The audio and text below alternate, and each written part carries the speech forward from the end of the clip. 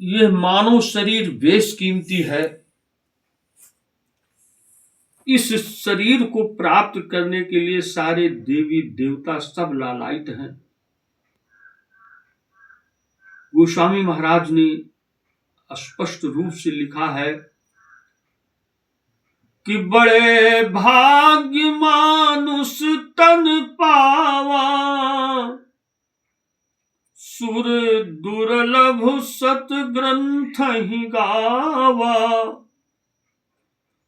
और साधन धाम मोक्ष कर द्वारा, पाई न जो परलोक संवारा,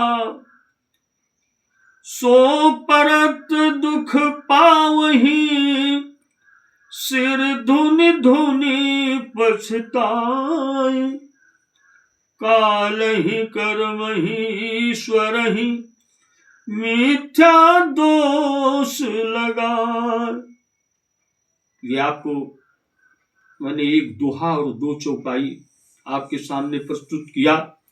आइए इसकी हम व्याख्या करते हैं कि बड़े भाग्य मानुष तन पावा, सुर दुर्लभ सत ग्रंथ गावा। कि बड़े भाग्य से मनुष्य शरीर आपको मिली हुई है। इसको प्राप्त करने के लिए हमको फिर गोस्वामी महाराज लिखते हैं कि 184 भरम के, पग परयट क्यों वार, अब की पासा ना फिरा, पुनि 84 जाए। कहने का तात्पर्य है कि इतनी बेशकीमती शरीर, इतनी 84 लाख योनियों से भ्रमण करते, काज में कितने लाख करोड़ वर्षों के बाद कितनी बार हम पेड़ बने, कितनी बार सारे जीवात्माओं, सारे जीव बने, जलचर थलचर नभचर, ये जितने भी जीव हैं, इसमें एक एक बार इसको जाना पड़ता है। इसमें कितने करोड़ वर्ष बीत जाने के बाद कि कबहु करि करुणा नर देही, देत ईश बिनु हेत स्नेही। कबहु बहुत, जब इतने 84 लाख योनियों से भ्रमण करते हुए जब उस परमात्मा को बहुत दयालु है, जब दया आती है, तब इस मनुष्य शरीर को वो देते हैं। और देते ही नहीं, ये समझ लिए साधन धाम है, मोक्ष का दरवाजा है, आपको मिला हुआ है, साधन धाम है। इसी के जरिए हम उस परम पिता परमात्मा तक पहुंचाए हैं। वहां पर हमने कॉल किया कि अब प्रभु कृपा करो यही भांति, और सब तज भजन करब दिन राती। आपने मां के गर्भ में कौल किया था कि हम किसी तरह से अगर इस नरक से हम बाहर निकलेंगे तो मैं अपना सारा जीवन, एक एक मिनट, एक एक सेकंड सब आपको दे दूंगा, परमात्मा को दे दूंगा। मैं आपके ही गुणानुवाद में हमारा ये सारा जीवन बीतेगा। लेकिन यहां भूमि परत भाधाबर पानी, जही जी वही माया लपटानी।